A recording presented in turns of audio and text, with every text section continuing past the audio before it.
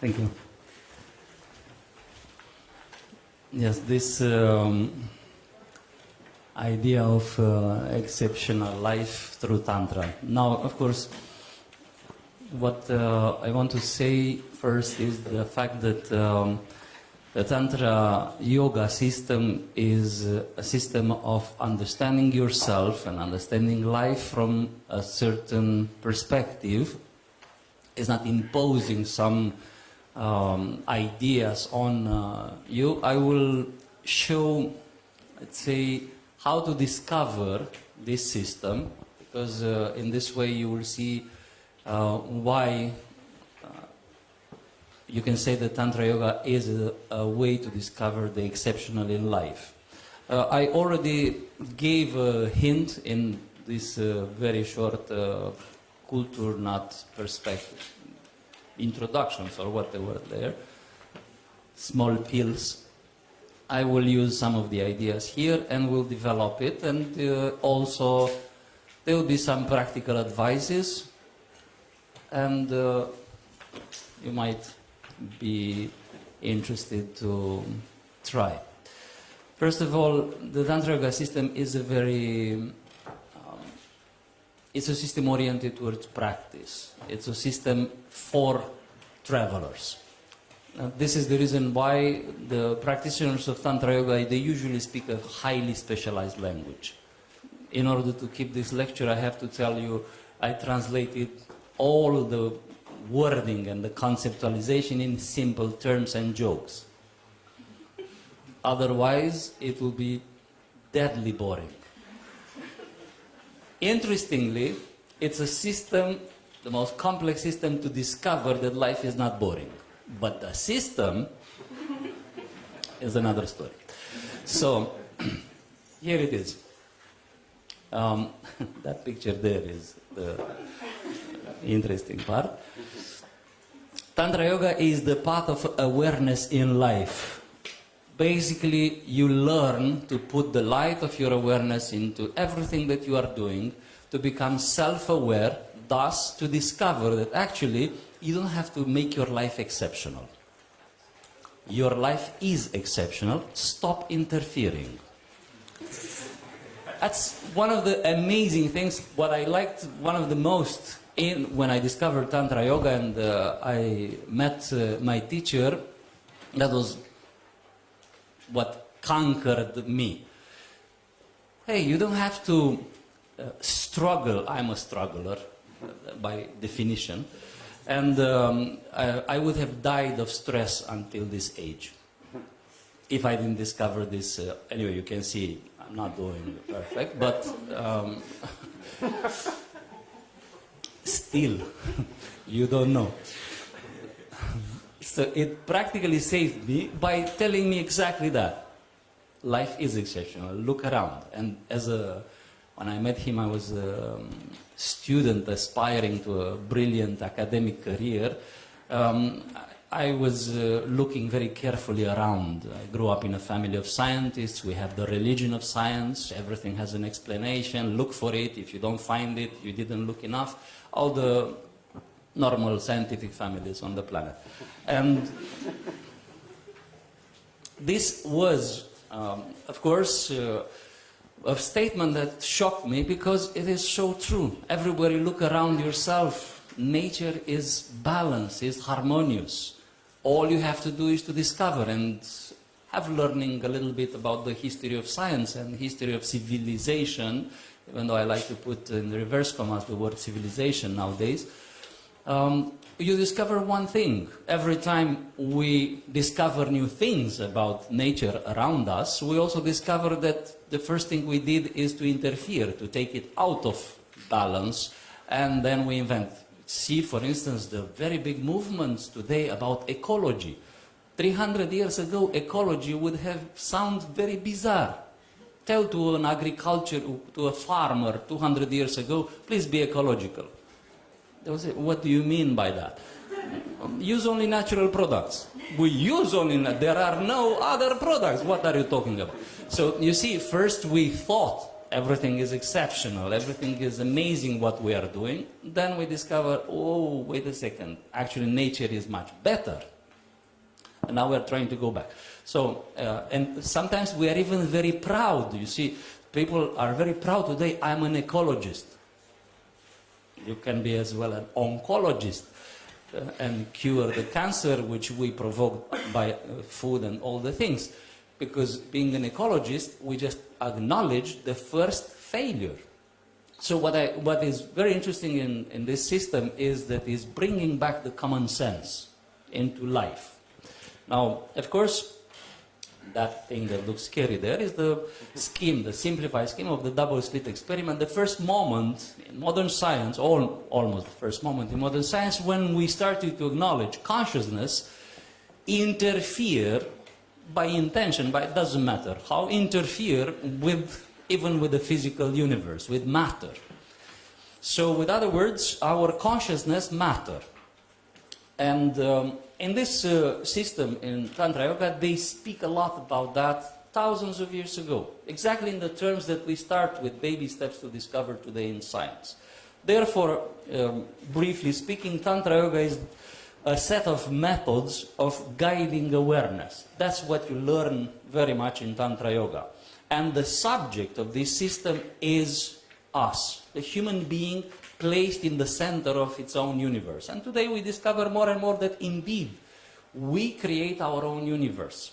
You see, studies about attitude related to states of people are in an incipient phase, but we discovered something very clear, confirmed actually an ancient saying.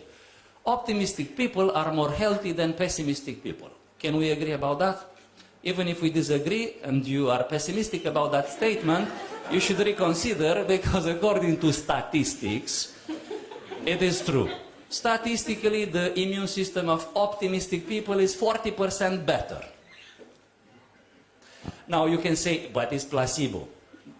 You can as well believe in Santa Claus, because it's also placebo. So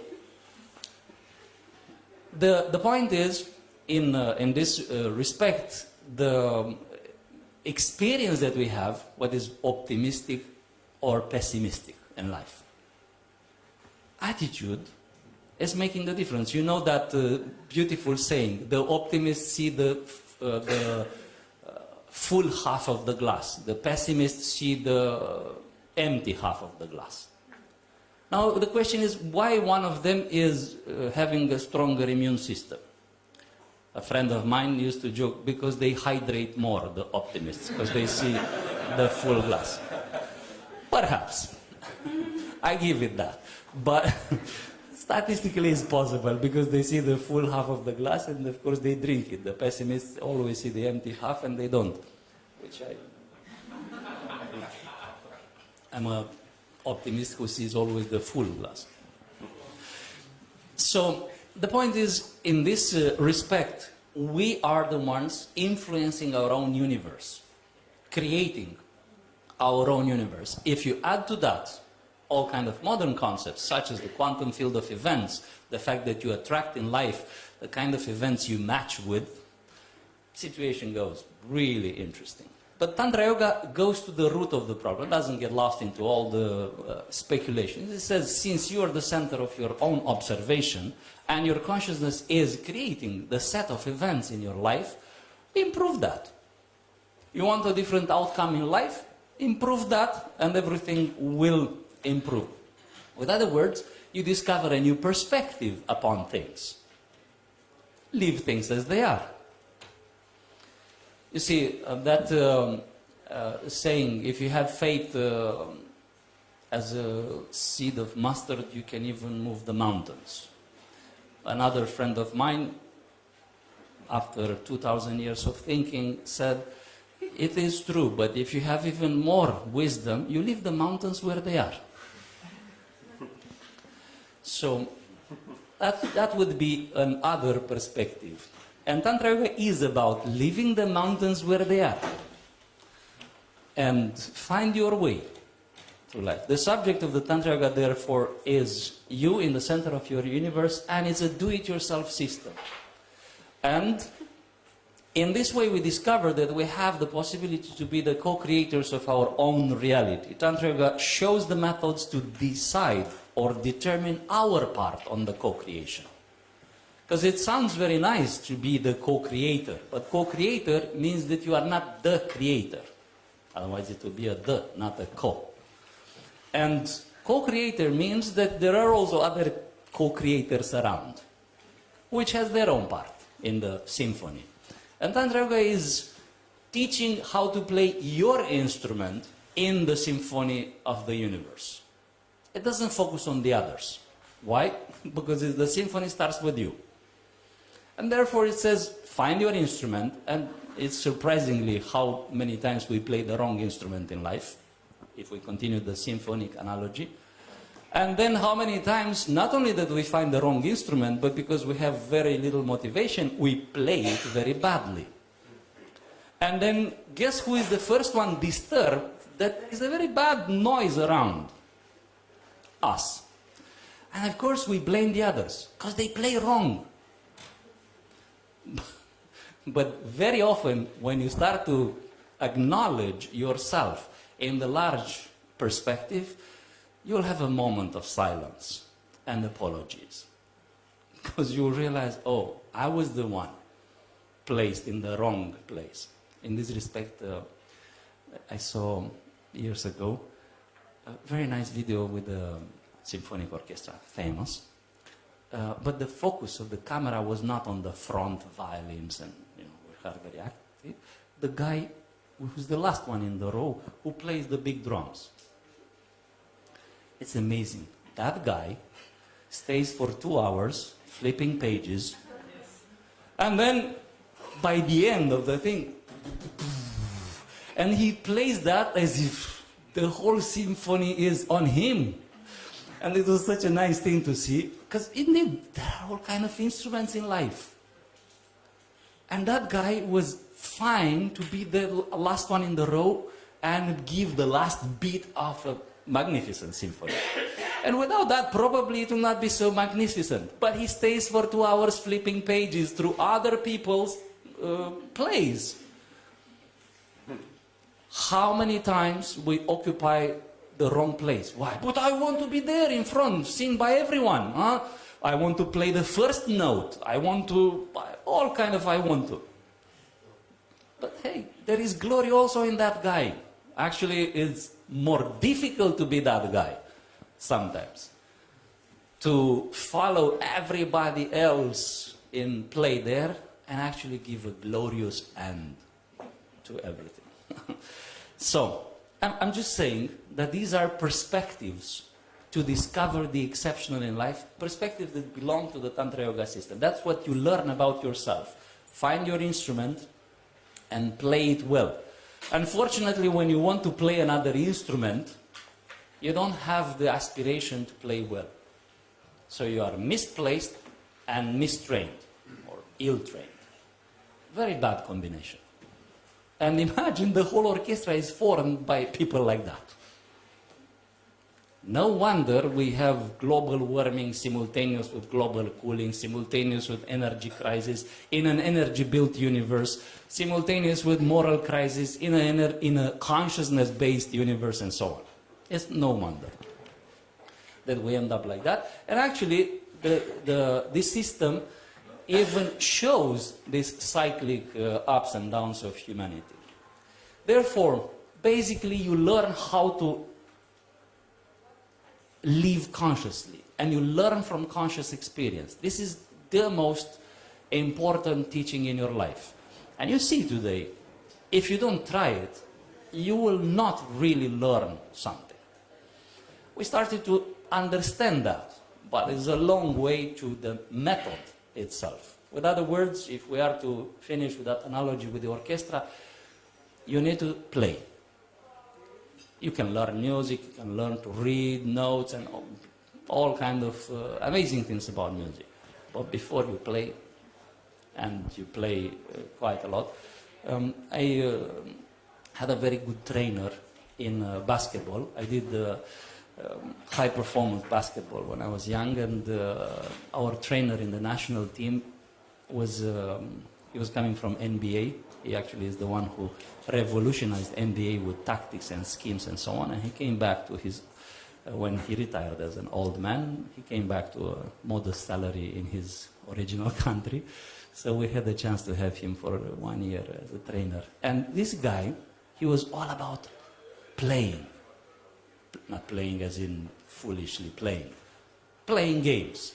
And, you know, we had before super tactical trainers who were taking us in training, physical, training, all kind of things. This guy was coming and was throwing a ball in the middle of the field there, says, play. But play, you have to have a lot of games in your legs before we can talk basketball. So he was putting us to play a lot, small teams there, in all kinds of configurations, but the principle was play and learn from it. And what he was doing to us, he would record everything we do. So he was asking us to play, and in the end, gather around, you missed 3 shots out of 4. That's a percentage of this amount. You did this many assists, you did this, you did this. It was mirroring everything we did. Sometimes even recording video. But most often he was just recording everything, handwriting, like this, and then mirror it. It was the fastest way to learn, to make us aware of what we did. Play consciously. That's what you learn very much in this system. Now for that, you need a lot of attitude restoration, I would say. Therefore, we can say as a conclusion, Tantra is not a series of statements about how things work, but a body of knowledge of how we can experimentally validate everything in life.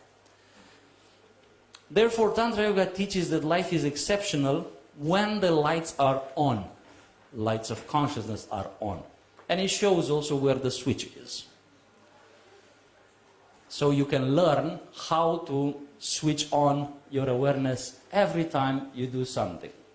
Moreover, you see correlations in your life. Very often we don't realize, for instance, that there is a very intimate correlation between our emotional attitude with our friends, with our lovers, and how we deal with stress in the workplace. If we will know how important is that correlation in life, companies will pay for a happy wife home.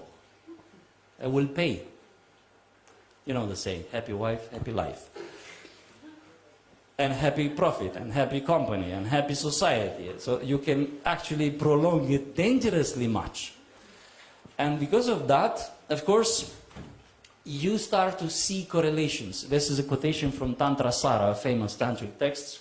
What is here is everywhere. Here is me, everywhere is the universe. So what is here is everywhere, and what is not here is nowhere.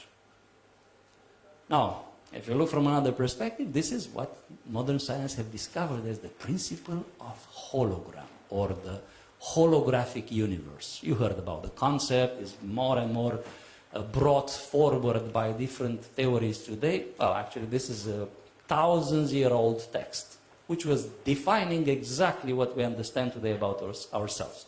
But Tantra is giving methods to rediscover everything, to see the correlation, to see that everything you're doing, even small gestures in life, they are not random. They're never random.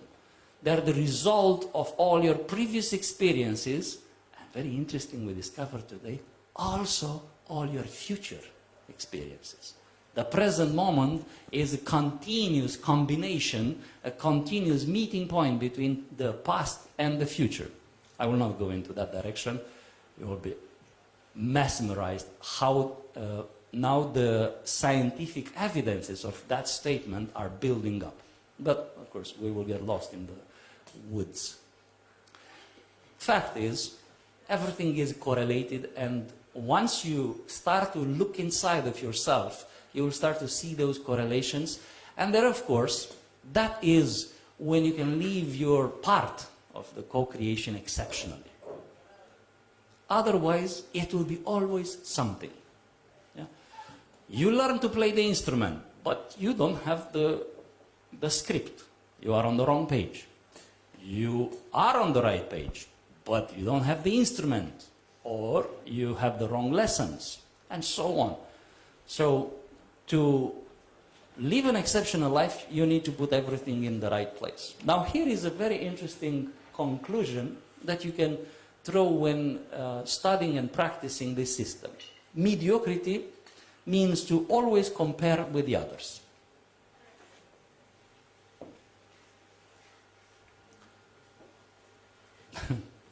Let it sink a little bit. Inside. Don't look around. But I'm not. Compare with all these people. But I'm not.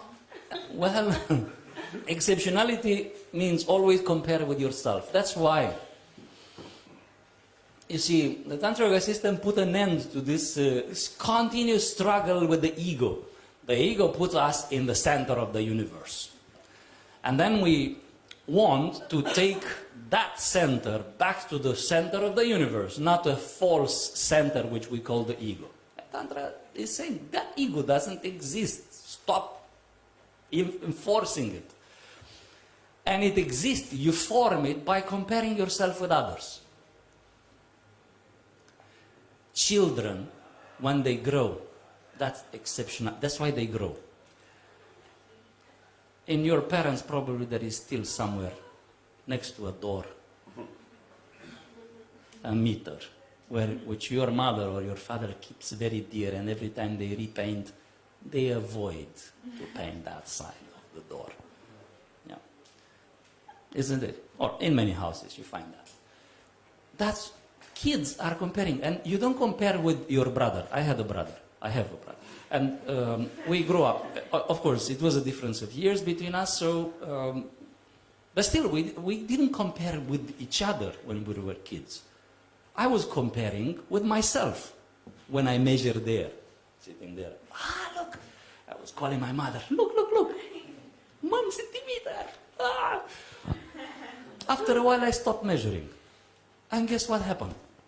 I stopped growing. Of course, you will say, superficial. There is not such a direct correlation. If you make that statement, you are superficial. Read more. Inform yourself more. You'll be surprised how deep is that statement. You stop growing when you stop measuring yourself with yourself. Look back a little bit and you'll see this process everywhere where you stopped growing. And what is exceptional in life, and that's what Tantra helps you discover, is the fact that life is alive, you can say. Very simple statement. Life is continuously growing. It's a continuous process of transformation. When you stop transforming in a domain of your life, you're dead. You're not exceptional anymore. You start to find excuses by comparing yourself with the others. Still, our relationship is good, darling, isn't it? Look around. Yeah, actually, we do better than the Johns, and you do better than the Johns. But that doesn't mean you do better than yourself. And when you stop doing better than yourself, you can already look for eternal resting place. Buy that piece of land, the permanent parking place for this vehicle, not for your temporary car. So this is something that the tantric system is, I would say, embedded with, impregnated with. This is the reason why, for instance, in this school, maybe you have seen discreetly we place there, only for initiates, Nada Yoga Center, blah, blah. Continuous transformation. Because that's the key of exceptionality in life. You will never transform if you don't look to yourself. Always. Start measuring the world from the center, which is you. You know, in a map, in the map of a country, they choose a 0 point, 0 origin, and then all the roads in that country are measured from Rome. I'm joking. Like in the Roman Empire, they first time imposed that hence the saying, all roads lead to Rome. And they were measuring from Rome to anywhere else in the empire. And actually we kept that habit. But actually that comes from a very simple observation. We are the center of observation. To prove that, let's evoke you're sitting on the shore of the sea at the sunset or sunrise. Choose. Now, sunset, you see the sun almost at the horizon. What do you see in the water? A line of light coming to you. Isn't it? Did you ever think that the line of light comes also to a person which is 10 meters to your left? And if there is a person 10 meters to the right, the line of light comes to him? Did you ever think about that? No, of course. That's the limiting of our perspective. We think, well, the path of light comes to me. Yes, because I am the observer. But actually, the path of light comes to everyone. Question is, how does the sea really look like at the sunset? Because what we perceive there is a deformed perspective from an observer. But how does it look in reality? If you sum up all possible points of observation, it looks exceptional. A sunset from all perspectives looks beyond anything we can even imagine. Well, that is what you discover when, not that you cancel your perspective, that you add all the other perspectives. That's the solution the Tantra system is offering to today's world problem of separation. Yeah? It offers actually an exercise of togetherness in a very profound manner. And that's the reason why. Start comparing with yourself. Here is a secret from the land of initiates. The universe is always exceptional. It brought us here. It's an exceptional realization, not that it brought us in the same room. That's also a realization. All that we are now in this room, we are supposed to be in this room. That's the interesting part. We perhaps don't understand. Some are wondering, why did I came? It's a good question. I'm also wondering, but in a profound way. Why did I came to exist? Not why I came to exist. But still, it's the same question. So the point is, the universe is always exceptional. You just have to discover that.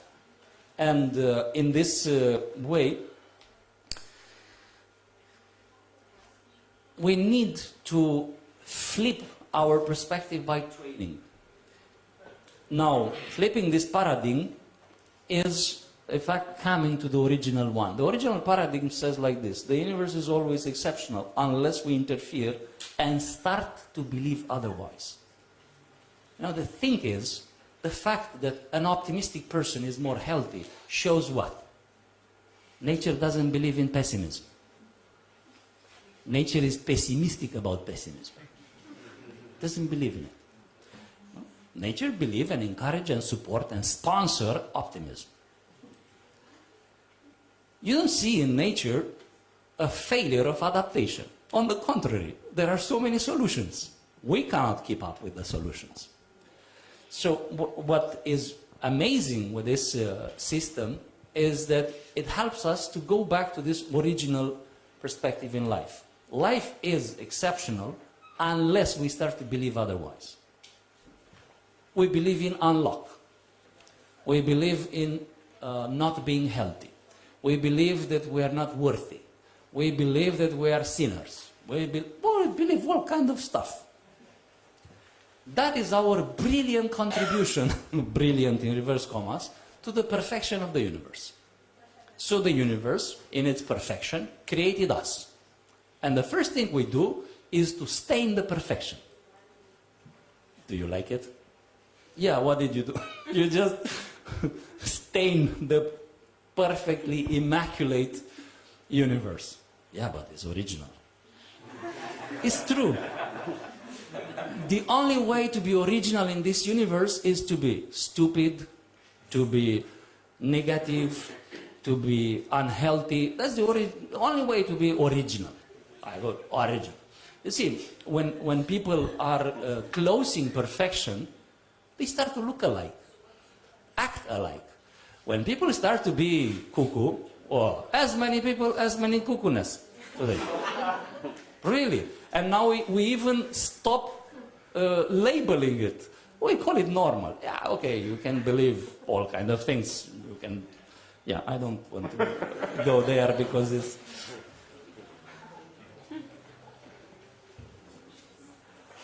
It will trigger some preconceived ideas in some, which are belief systems, of course. So the point is that, of course, some will say, but even that is a belief system, that the universe is exceptional. You're wrong if you say that. Because Tantra is saying, try it. Discover that. And see what you discover. And I can tell you from experience, when I started, I'm skeptical. I'm a dangerous skeptical, which is an intelligent skeptical. I'm not poking Jesus in his wound. I'm studying the wound to see if it's real or not and how it's inflicted. So the thing is, I tried, and when I heard all kinds of statements from Greek, from my teacher, about all these things, I said, yeah, sure. You think I will just buy that? But he was talking about methods. That was impossible to refuse. He was saying, don't believe me, try. Okay, I'll try, to prove you wrong. And that was 30 years ago. And I'm still proving him right, trying to prove him wrong. So,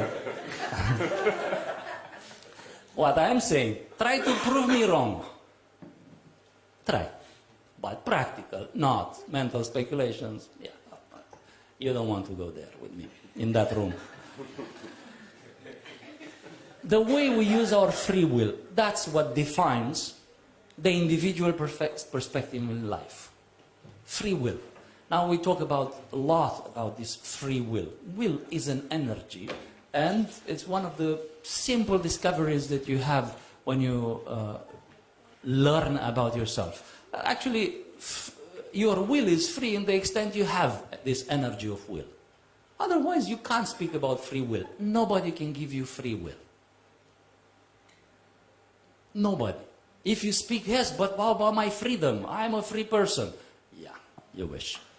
You are free in the extent you have that energy of will. You don't have it, you speak a lot about it. So let's stop talking about it. Another contribution to the tantric perspective or tantric shift of paradigm. Being exceptional in life is a natural resource that can be harvested after we carefully cultivate it. Exceptionalism is a resource that exists around. We just spoke about it. It's the universe, it's the life that we have. That is already there, it's exceptional, it's successful in all chapters of it. All we can do is to harvest that. And of course, don't mess with it too much before you harvest. It's exactly like don't put poison on the crop just before harvest. But of course, it sounds hilarious. Who would do that? Trust me, I've seen so many times. People on the verge of a major breakthrough in their life, they just destroy it. With a decision that doesn't even make sense. Why would you do that? I don't know. But if you don't know, why did you do it? And stop doing it. You want to try everything that could go wrong? It will be a long journey, my friend. Try everything that can go right. That will be a shortcut. You know, in a 360 degrees direction options, one is right. The rest is wrong. Why would you try everything that is wrong in order to discover? Always. the right one instead of just try the right one. See? It's exactly like somebody tells you, look, there is a door out of this room. No, let me try the walls. And I move like a particle in Brownian movement in the room, like the gas of the air now that is bouncing into the walls continuously. And then eventually, you enter through the door. Yes, but look at your head.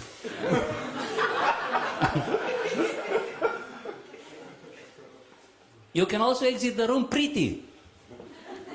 Not totally damaged. Because you will also learn. Yeah, in the other room are a lot of damaged people trying to get out of this room. So the point is, you will say, but this is so hypothetical. Really? Try to look into the room between two relationships. Those people, most of them have a lot of scars getting out of the previous room. Head forward against the walls. They could have found very easily the door. And when you find the door, actually you realize, I don't even need to get out of this room. I can get out a little bit, take a fresh air, come back in. You don't need to bulldoze the walls. It's just an example. So this shift of paradigm actually affects lots of domains in our life. We cannot be more exceptional, if we can use that term. I don't know if it sounds weird in English. More exceptional than life itself. But we can have the impression that we are less.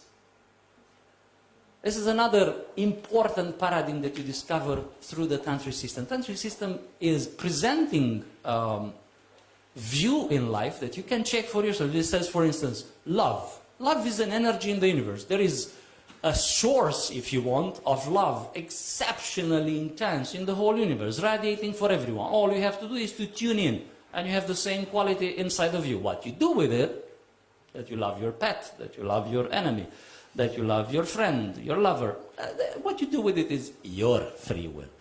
But the energy of love is at the same level for everyone in the universe. It's one frequency broadcast, available for free to anyone who tunes in. And exactly like in radio, you don't hear Danish radio announcing, today too many people are listening, therefore please shut down some of the receivers because our antenna gets too hot. They can be from the same antenna 10 listeners, 20 million listeners, 5 billion listeners, it doesn't matter. The antenna doesn't get hotter. I'm just saying this because very often I have a very limited perspective upon resources today. We have the impression that we're lacking resources. And it's the important word there, impression. That's our contribution. That's why we can have the impression that we are less exceptional. And that impression can be deeply embedded in our being. Deeply. Therefore, sometimes we need exercises to take out the impression that we're not exceptional. This is what the exercises are meant to. People have the impression, I'll practice this exercise to become exceptional in that domain. Correction. You'll practice this exercise to remove the impression that you are not exceptional. So in the end of the exercise, when the exercise is successful, all you obtain is you. You in the original form, not you in an improved form that you will even surprise the creator. Because otherwise it will be a big surprise, creator, a big creator, producing very lame beings. They start to practice tantra-yoga and they become exceptional and they go back to the creator, And the creator is like, my goodness, somebody, what is teaching you there in the... Who's that one who is disturbing my creation, making all of you exceptional? I made you mediocres. Stay mediocres, so you can worship me. By the way, it's with the worshipping, the mighty creator. The mighty creator made us mighty. And of course, gave us so many qualities that we can even deny the qualities. We're so powerful. Ignorance is a huge power. To ignore all your qualities. I mean, this is an exceptional realization. When you are stupid, it's a performance. It's a performance. The broadcast of wisdom, harmony, balance in the universe is immensely powerful. To manage to create a bubble of sadness and pessimism and stupidity, this is it's exactly as you stay on the bottom of the ocean. Imagine like 11,000 meters on the Mariana Trench there. And you manage to create a 3-meter diameter bubble of air. You know how much you have to pump there to defeat 11,000 meters pressure, 1 atmosphere, 1 meter, the correspondence. 10 meters, sorry. 10 meters. How many atmospheres you have down there to push against? I'm just saying, to realize a little bit how is the proportion. The pressure around us of exceptionality is very big. So we are doing quite a big effort to stay, for instance, in a state of depression, which is kind of fashion today. People wake up depressed, as if it's like, wow, it's so cool, I'm depressed today. Me too. Honest, and we even hide behind depression. No, please don't. I'm really not good today. Honestly, if you take a glance in how your organs are working, there's huge enthusiasm there to fabricate your depression. That's the interesting part. They are working prodigiously, trillions of cells in perfect synchronization. Yes, take this one. Yeah, bring these hormones. Yeah, up, come. Yes, flavor, please.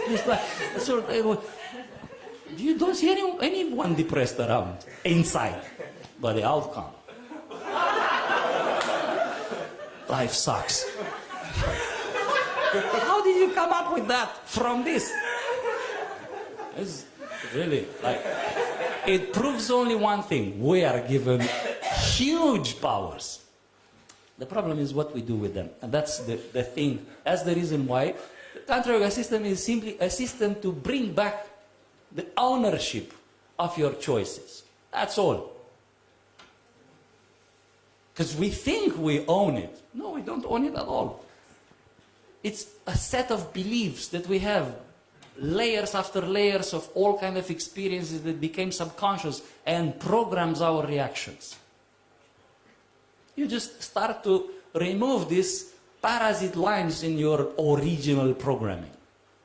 Try that. See what happens. See how it looks, the original program. You'll be surprised. You will not look for faster processing. You will not look for exceptional communication. We are endowed with not wireless. We are endowed with quantum communication devices, the heart. And then we are, this is a new phone on the market. Hello? Quantum communication devices. They communicate in time and space simultaneously. Hearts. You don't need to look at the screen to communicate with your lover. This is multi-dimensional screen. But I know you will say, this is a metaphor. Just wait. Baby steps now are taken in that direction, but they are becoming soon mature steps. So, awareness is the key there. Being successful, when we are mediocre, therefore, as a conclusion, we can say that in reality we are exceptional in mediocrity. So, that's why when we discover this mechanism and this perspective, of course, nobody can take your choice. You can still be like that if you like the outcome.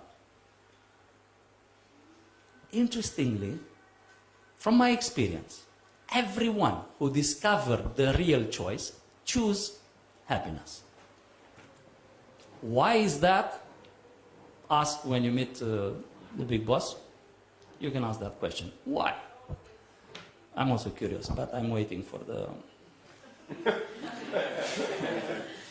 moving around, waiting for the meeting. for the audience. Being unsuccessful in life, for instance, which is a very simple understanding that you get from this perspective. Being unsuccessful means to look at success from the wrong perspective. I've seen so many times people ruining their chances because they look at the opportunity from the wrong end. And they say no when they should say yes, because it was leading to exactly what they wanted. And they say yes when they should say no, because it's leading exactly where they didn't want. So, that's something that you can train and learn very easy. Now, learning, that's another thing that you learn in Tantra, and I spoke a little bit the other day. Learning in life implies transformation. You cannot learn about something. Now we know it even physiologically. Everything you accumulate as learning. These notions that you hear now, even if you are not really attentive and interested, you waited to dance or whatever you are waiting in this room. It was raining outside and you come in. But it's not a coincidence. Still, even that, you hear something, and everything you hear, it starts to rewire not only your brain, your entire structure. Learning implies transformation, and the learning process depends on feedback. You know something, you act accordingly, you see the outcome, you adjust the knowledge and the experience. That is when you learn something. Just knowing something is not learning. Knowing something and acting is not learning yet.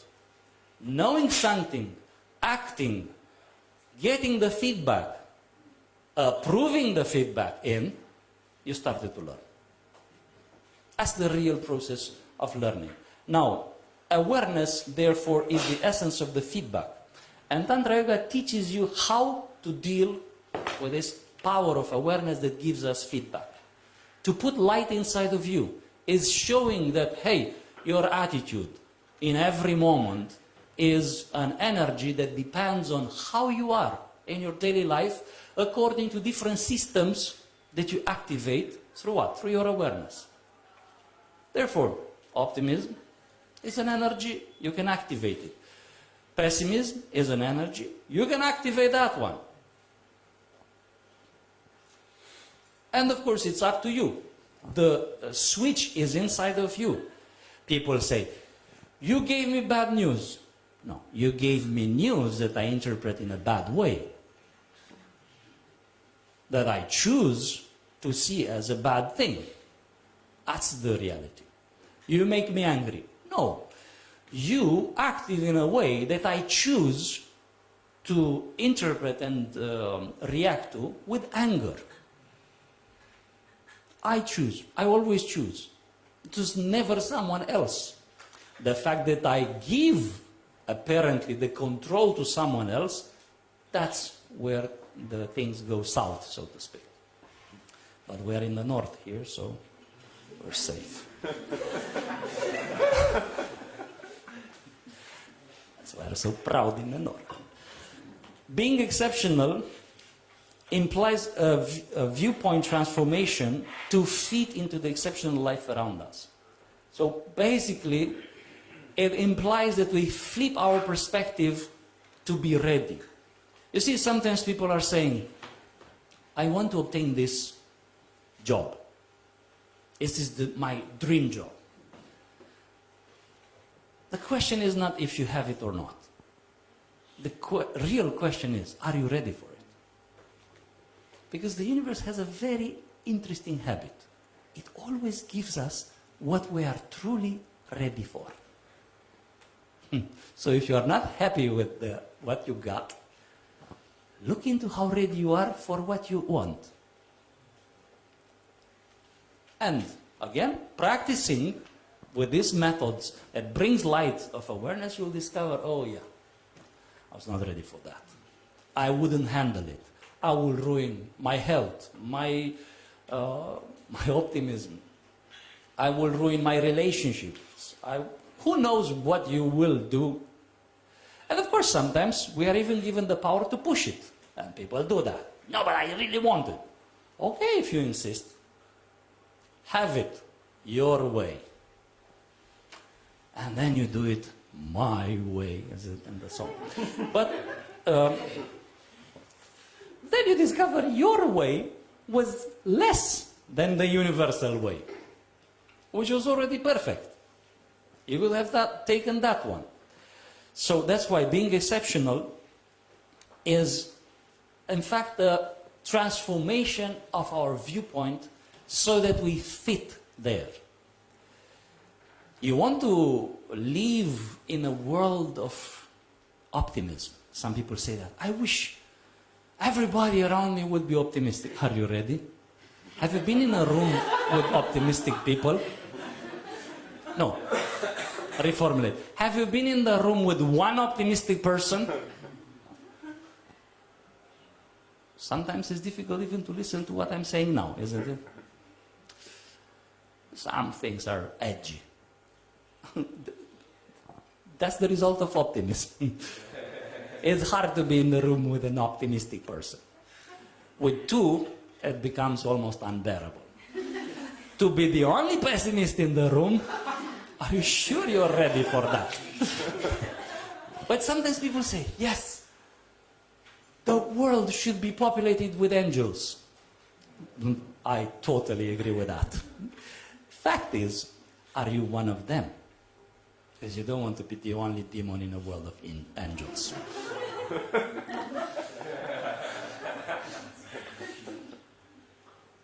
And so on. People say, I want us to have a perfect relationship which will last forever. When you say our relationship to last forever, you also mean our fights? Because when you apply a multiplying factor like that, forever like, everything will be forever. Such as, for instance, we have a disagreement, forever. We have some tensions, forever. Yes, we also have a good time, forever. But we also have a bad time, forever too. Are you ready for that? Do you have bad Saturday evenings? Because if you still have, you shouldn't ask for forever. You should ask for forgiveness. First. And then, forever. Yeah? I'm saying this because people are saying, yes, and we should have this moment forever. What do you mean by this? You mean this intimacy that we have, where we struggle with me making you happy, you making me happy. We don't even know how to make love and so on. You want that to prolong forever? How do you think it will work? And nature, interestingly, disagree with us. We say, I want our intimacy and this attraction that feels so amazing to last forever. Recent studies discovered we are programmed for unfaithfulness. Programmed. There is a code inside of us that is saying, you stay with the same person between 2 and 4 years. Hot attraction. The rest, you can be colleagues, like with the rest of the city. Where are you living? In Copenhagen. Me too. So we are in a relationship. No. It's not like that. Yeah? But many times, relationships are going in that direction. Why? Because of this programming. Then, of course, again, we're back to the wisdom of nature. Why does nature program that? Actually, it doesn't. It programs to save us. It doesn't give us the forever attraction because it will be an eternal damnation. So therefore it says, okay guys, before you learn to handle your emotions, to process the negativity, to transform it into positivity in real time, not next month, and when it happens. When you learn to make love without loss of energy, without ejaculation for the man, without explosive discharge for the woman, without fluctuations, without this. When you learn to live, let's put it like that, flatline happiness. Can you imagine to be flatline in happiness? Like just happy. To flatline happy. We cannot imagine that. Every time we imagine flatline, it's like boring, boring, boring. What? This is our concept. You can flatline in happiness. You can have happiness indefinite. But that is a completely different internal makeup. Totally different. We don't even conceive today flatline goodness. How is that for news, for instance? What did happen today? Nothing. Everything is fine in the kingdom. And that's end of story. Let's see a movie. But come on. Some invaders, somebody who spit on our flag, something. No? Nothing. Everybody's nice with us. Everybody treats us nice. We treat everybody nice. It's very good. Happiness. We love each other. We love our neighbors. We will do something to destroy that. Yeah. And of course, we do that because we are addicted to this kind of pattern. We're not ready yet for the exceptionalism in a constant way. We only find it in glimpses, in contrast with exceptionally bad. And then we say, oh, it's so good now. Or, oh, it was so good yesterday. Either way, that's when we say it's good. Therefore, we need to start replacing preferential awareness or preferential ignorance with spherical awareness. That's another thing that you learn in Tantra.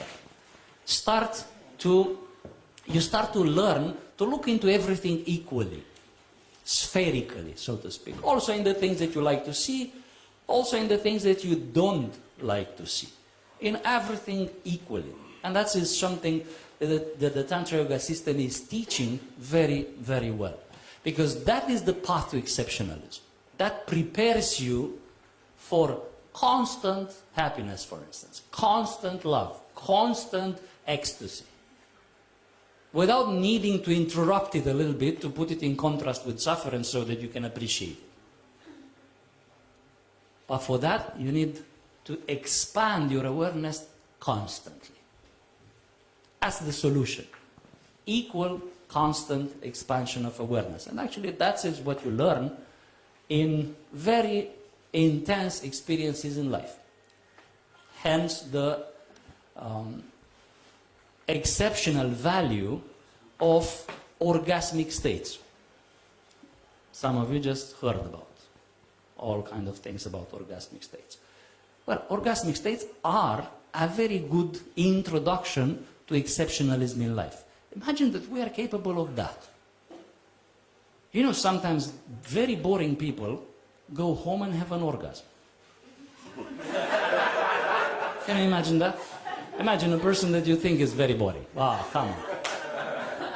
Like, imagine even those people go home and have an orgasm. Surprising. Yeah? Official people, you see them very important there. Yes. Speeches, shaking hands very seriously. I have the weight of the planet on my shoulder. Hey, come into my Oval Office. And so the point is, our human nature can go from that kind of flatline mediocrity to exceptional. The problem is, it doesn't stay. Imagine how that important person, instead of having a guilty little pleasure of 3 minutes,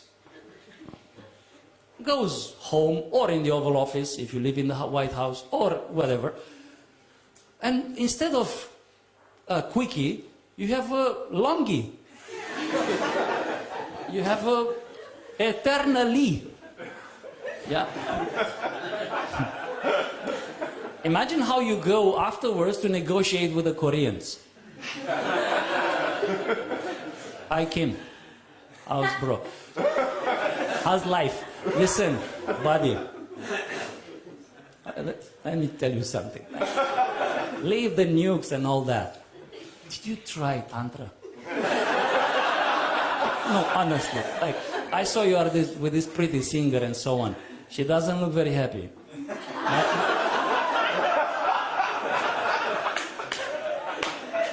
My friend, listen, you will save a lot of bullets. Trust me, it will look totally different if the world will start from that in the morning. Yeah. So, that's the, instead of starting from, if politics will not begin with elections but with erections, it will be exceptional life for everyone.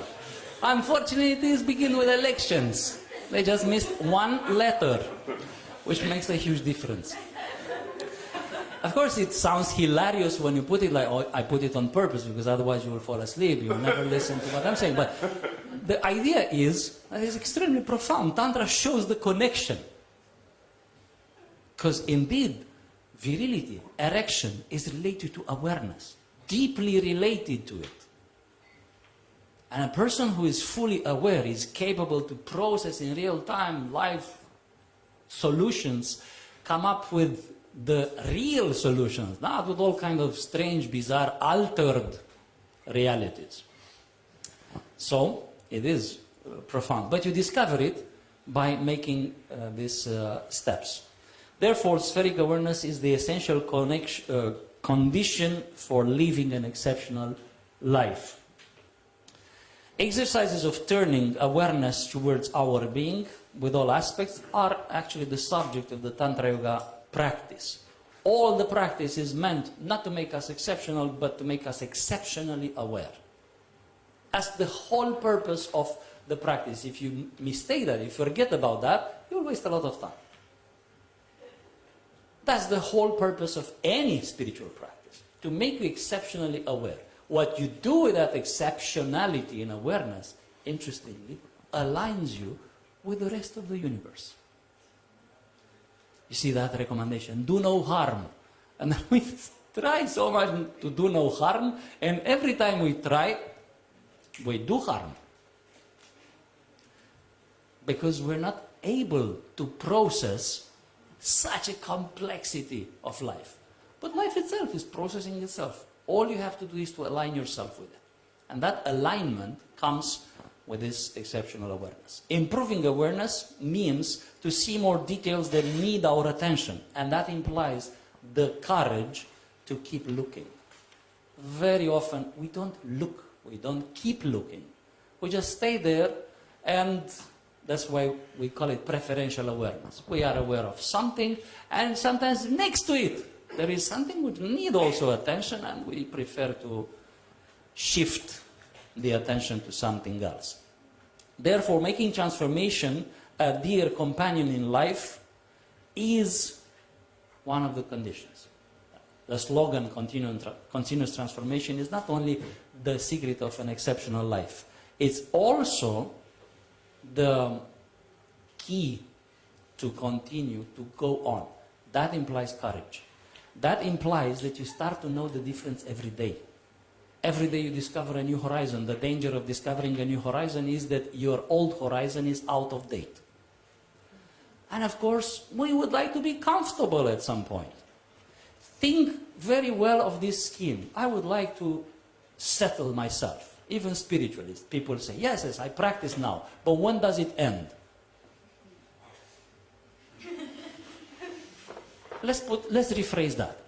I am alive now, but when does it end? Because that's the question. It ends when you stop breathing, when something happens with your system. But do you look forward for that? Because otherwise you wouldn't be in a Tantra festival, you will be in a funeral. This is the festival of life. So, the point is, very often we have embedded in our view this idea of ending. Guess what? It's reflected in intimacy. We start intimacy trying to end it. That's why we never experience the real orgasmic state. We only experience the preview of it, because we end it sharply with the explosive discharge, ejaculation, everything finishes there. Actually, it didn't even start there. And that we do with everything we have in life. Of course, these ups and downs, as I said, are our way to know a little bit of glimpse of exceptionality. But that's very few, very little. So, again, that is the idea of transformation. Transformation means that you are risking continuously to run out of date, to see that you need an update. Well, that's to be alive. That comes with sacrifice. Sacrifice is always part of the learning process. You need to sacrifice the old paradigm when you learn something. Otherwise, what happens today, and is very common today, is learning in boxes, learning in separate chapters. People put things separate from other things in such way that you can't see a bigger picture. The consciousness in us constantly built a bigger picture. Constantly. Since we were little toddlers, we continue to expand our understanding upon the world. Continuously, or not continuously. To a certain age. When we become fully self-aware, that's a choice. You want to continue? Yes? No. Cancel. So that's the moment when actually we start to slow down the process of learning. Because we are not very good friends with sacrifice. That was the reason why, for instance, an example of exceptional sacrifice was so catchy 2,000 years ago, and still it is. That was the reason. Because even 2,000 years ago, humanity already was oblivious about the value of sacrifice, self-sacrifice. It was very trendy, like today, sacrificing others. It's very trendy today. We wish to sacrifice everyone else for the better good now. It's, we are phrasing it better. No, I'm not selfish. No, I'm thinking of everyone else. Why don't you start with yourself? If you think of everyone else, start with you. Give yourself a very good example of living an exceptional life, because, hey, the planet will be happy about that. If the planet will be inhabited by 7.5 million happy, optimistic, energetic, extraordinary, exceptional individuals, we will not even talk about all the problems that humanity is facing today. They will be like a joke. Yeah. So, this is one thing. Therefore, ask yourself constantly, what did I sacrifice from the old me for the success to appear, for a new quality in me to appear? Because if you didn't sacrifice anything from the old you, you cannot call for the exceptional situation. You might have it, and you'll push it away. You'll throw it away. And you will, of course, discover 5 months later, oh, that was what I threw away. Yes, it's what you asked for. And we gave it to you, and you just waste it. Therefore, making efforts without sacrifices will not lead to transformation. It's only a surrogate that leads to mediocrity. Actually, is another path to mediocrity. Measuring yourself with the others and efforts without sacrifices. Some people would say, but well, is it even possible to make efforts without sacrifices? Yes, it is possible. It is possible to look busy. It is possible to pretend you are making efforts, but when you look carefully, you will realize you're flatline. Well, not flatline exceptional, flatline real, mediocre. But, you know, some people are so well adapted to this paradigm, they look so busy and doing nothing, it's amazing. Like, no, I'm doing that, and wow, I have an inspiration, I have to travel there, I have to do this, I have to do this with my life. I want to share with the planet, really. You look at yourself first. And the experience that I had with that, you get so busy with yourself, you will think twice before you will try anything else. Like, for instance, invading other people's houses or countries. When I used to say the people who go in military campaigns are failed lovers. Armies of failed lovers. Because a real man is busy home. He doesn't go invading other people's homes. He's busy. He has a handful home. You don't need to go anywhere. But when you are afraid to go home, you go to other people's homes, of course. Yeah, it's a simplified, generalized perspective, but statistically fit. Asked how he made his famous David, Michelangelo said, "I took a block of marble and removed the surplus." That's exactly the tantric view upon exceptionalism. The famous, the perfect statue, praised centuries after as top of realization of human art. Yeah, he just removed it. And also, how simple view upon life. Not like, I stood there in full anxiety of the creative act. I was sitting there in full depression and anxiety, and then it was born inside of me, David. And I came there, I worked in anguish without eating and sleeping for years, and then it came out. Look at it, admire it. No, actually, he just removed the surplus. He went there, is the marble? Yeah. It's a little too much, huh?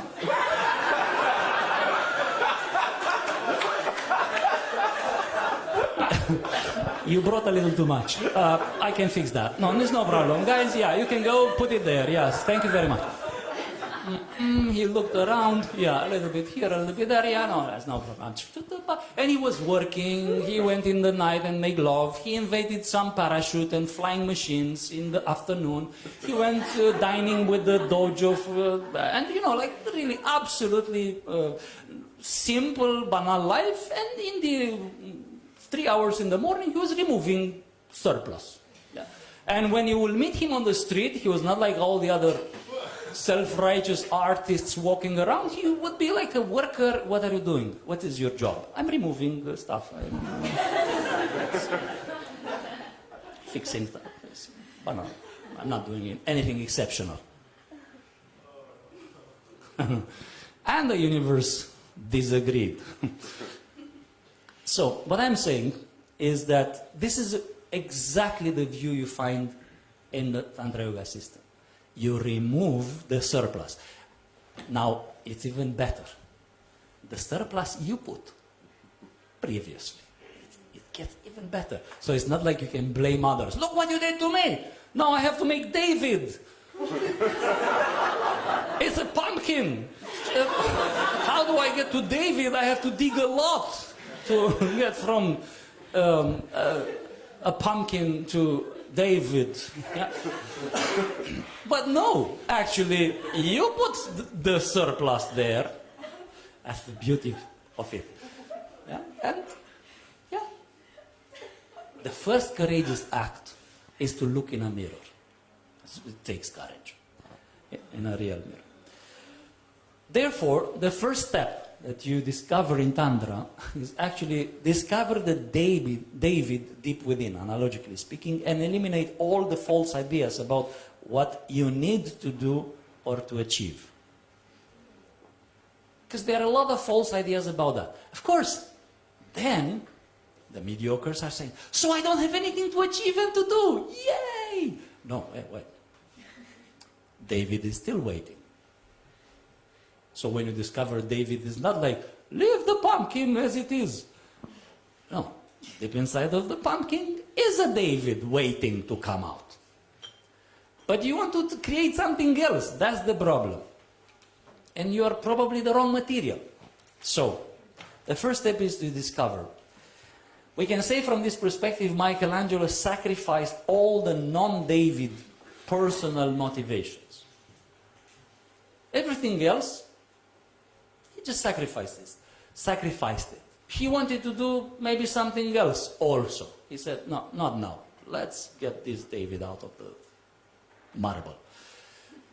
And that's actually also the natural way. Very, very often people are wondering, yes, but I don't have the strength, the willpower.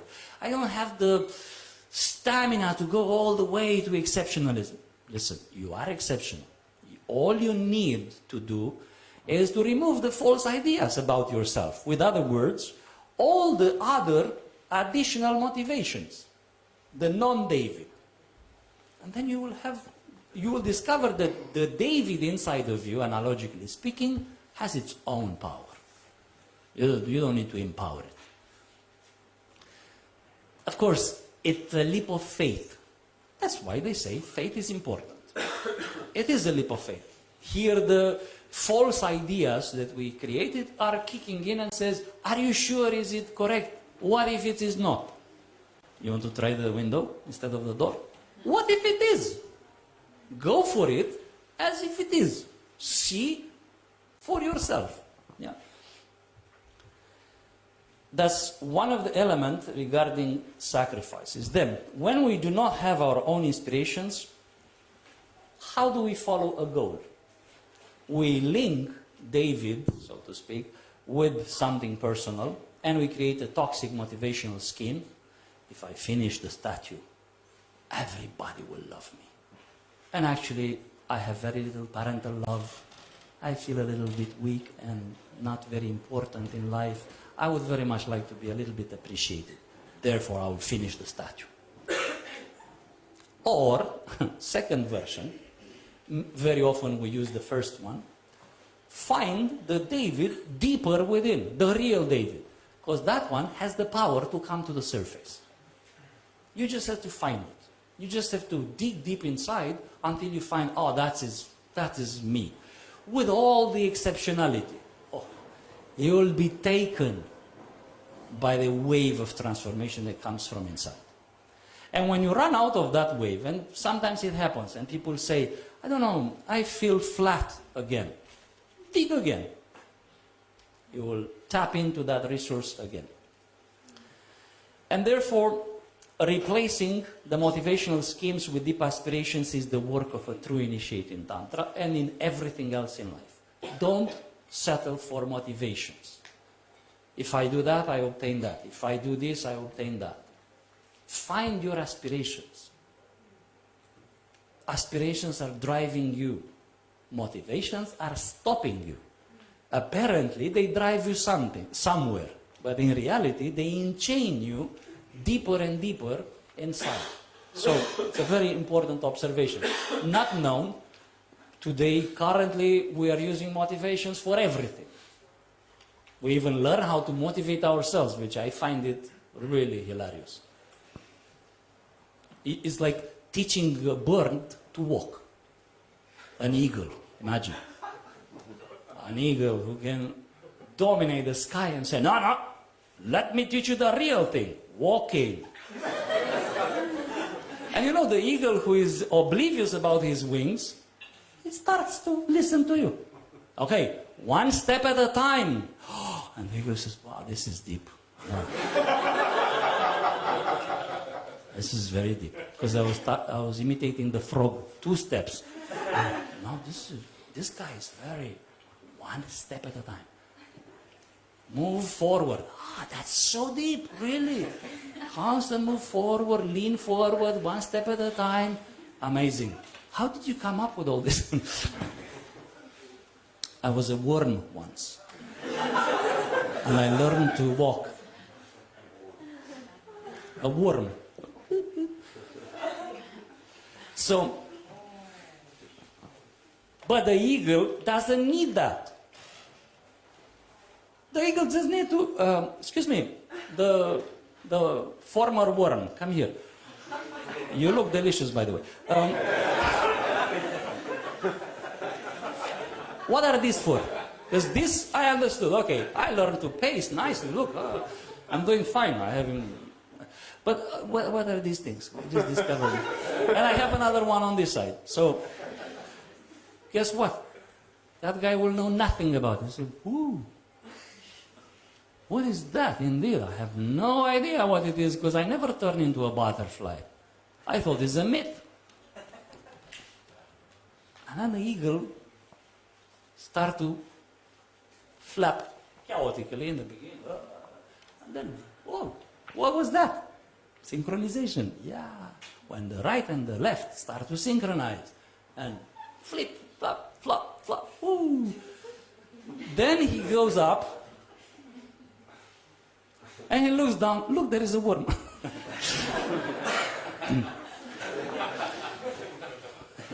And end of the motivation. Make something good in the world. Therefore, and the last 5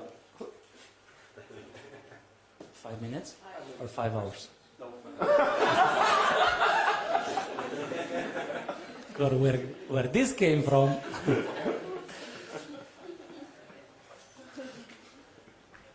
The capacity to focus on the goal determine the success we have, determine how exceptional we are. The capacity to focus on the goal. Find the David deep within. That's the first step.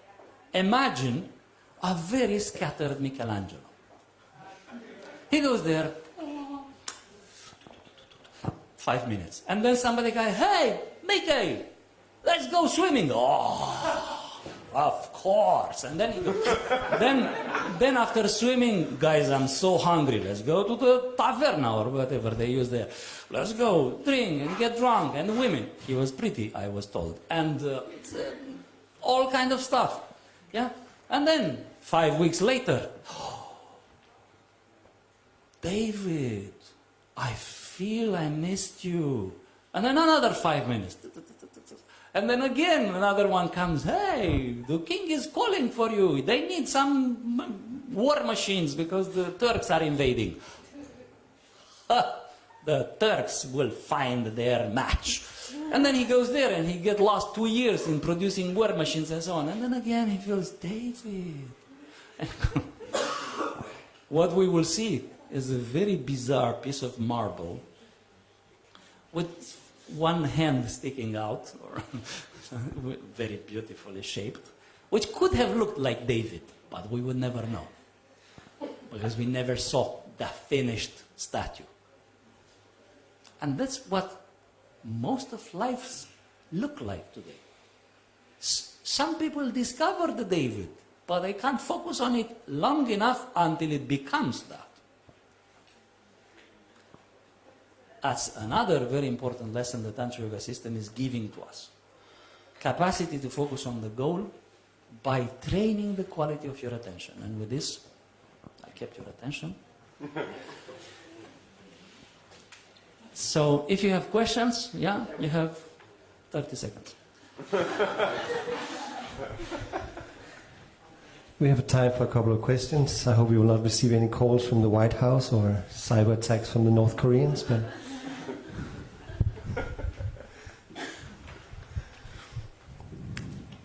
any successful questions?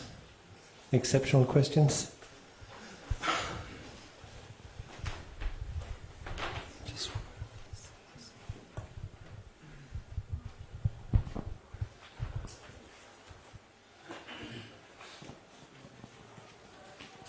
Yes, what's your name? Alexander. I'm Alexander. And why do people keep making good stuff and then put poison on it? Making what? Good stuff? Yeah, taking good product and then poison it at the end. As I said, we are addicted to this kind of partial knowledge. By contrast, it's not about taking good stuff. There is only good stuff. It's only misplaced. When you look in the notion of purity, pure substance. What is a pure substance? Compared with an impure substance, filth in the world. If you zoom into filth, into garbage, for instance, you discover what? It's substance. Actually, it's the same number of substance as in a place which is in a garden. So it's just displacement.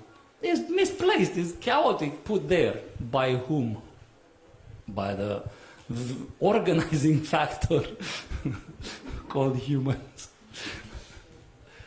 Yeah, so did you see nature producing garbage? Nature's beautiful. But producing garbage, simply the notion of garbage doesn't exist in nature. It's just evolving into something else. We, on the other hand, invented garbage. We came into the universe and our contribution was garbage, imbalance, then ecology. Imagine that. We have here a question from Shanede. How can I study with you? Well, you just did. We put his phone number in the end on the screen. I cannot guarantee we'll pick it up. I'm teaching here in Copenhagen, but it's, to study with me what? There's no. As his agent, I think we have his. I just want to say there is a seminar, a 7-session seminar about this kind of stuff called The Science of Success, starting in the 12th of November. So you can actually. Honestly, you don't have anything to study with me, because I didn't invent anything. I'm a student. I'm just studying myself, and it's like studying with me. Studying with me yourself. Like you can study next to me. Yes. Nobody can study for you. Can you study for me? Yeah. No, I can't. Nobody can study for you. So with me, that's why I'm asking, what can it be? Because I don't know something that we can study. We study like me study, you study, together.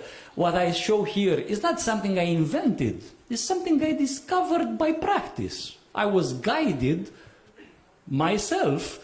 I didn't study with someone. No. He was just showing me, look there, taste this. Huh? Whoa.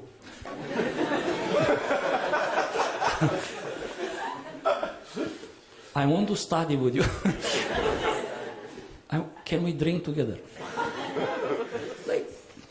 We have another question here from... Anyway, I'm teaching here in Copenhagen, sharing, because this is you can't teach something like as if you invented it. Look, haha, I invented Michelangelo. No, that was much higher.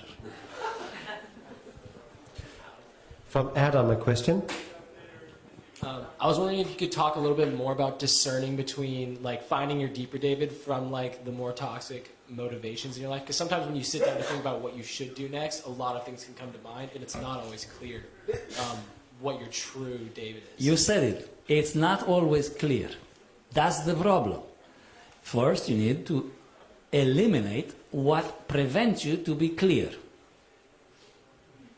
And then you will reach to the conclusion clarity, uncertainty in life comes from the fact that you have an uncontrolled focus. Random shots of your attention in all directions. Bring in to your attention all kinds of things, unrelated.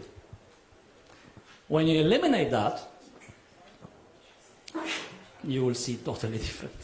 It's exactly as, imagine you have a radio whose tuner, well, especially these electronic ones, has a problem and he's switching channels chaotically. And you try to listen to something, and it's music, news, the other news, fake news, music again. What? It's impossible even to understand something, isn't it? That's exactly, I just described what? Outer reality or inner reality? But the tuner is the problem. When you fix the tuner, let me check this one. Ding, and then you listen enough and you start, it's very clear what they say here, at least what they say there. You tune in with something else, it's very clear this one, very clear this one. Everything becomes very clear to you. And interestingly, it's not a matter of decision most often. In 90%, mark that, 90%, plus minus 1%, of the so-called decision situations in our life, it's just a matter of not looking enough. With other words, David, Michelangelo didn't choose, let's do David. It was not, he didn't stay there in anxiety of choosing for 3 weeks, drinking with his friends and trying to get clarity. No. He saw the marble, oh, David? Wow. I haven't seen you like that. Let me help you a little bit. We have a last question here from Step. Hello. Thanks for your speech. I was just curious about how I get through this. Is like Tantra is your currently preferred way of self-realization as a student?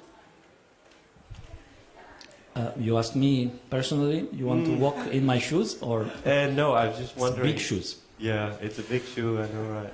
That's why I'm here. But it's more like, have you tried or explored or practiced other kind of methods towards this David or self-realization of being in touch with this truth? David is David inside of you, irrespective to how you choose to polish the marble. I tried, if you ask me, lot of tools to polish the marble. So Tantra. But every currently- time I was looking inside, David, actually Advaita, but anyway. No matter what you try. So this is where we mistake things. We think that choosing this path, it leads to that. Choosing that path leads to, no. If it's a genuine path, it always leads to the same thing. The truth within is the same. And actually the tantric path is the science of tools. This is teaching you how to use tools. I tried the basic tools of everything that exists, basic, not all the tools exist, the basic tools that exist in all major spiritual systems on the planet. Effectively, not like I read a booklet about it. No, effectively, I practiced them. These are tools. And some of them, they are working super fast. With what? With this material.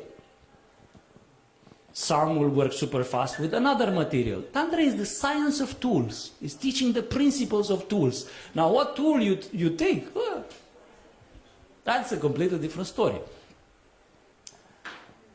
So it's exactly like, oh, so you embrace science. Yeah. Yes, and it's like it's a very general statement. Yeah, science is science. So you embrace science in order to build rockets. That's a very long shot. You embrace science to build anything. So it's like, but of course if you want to build airplanes, you narrow it down to some certain tools and principles and you study certain things. You don't need some parts that much. So that's the thing. But what you discover in the end is exactly the same thing. I hope it's clear. You want to? If you didn't get it, come back next year.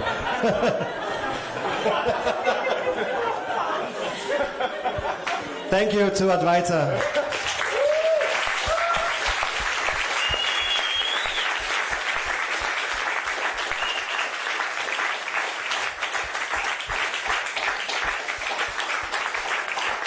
And as I said, there is some events coming up with Advaita. There is a free seminar called Super Brain Yoga on the 22nd of October. It's already in almost 1 week. And then we have the seminar called Science of Success starting on the 12th of November. It's a 7-session mini course which is running until I think February. So it's twice a month approximately. And it is based on, let's say, this seminar is kind of going in that direction. You haven't seen the whole David yet, but you saw the rough structure of it. And there you can also get more into the methodology of these teachings of how to have a more happy life. So this is coming. Now we are going to prepare for another, not revealing David, but revealing the inner goddess.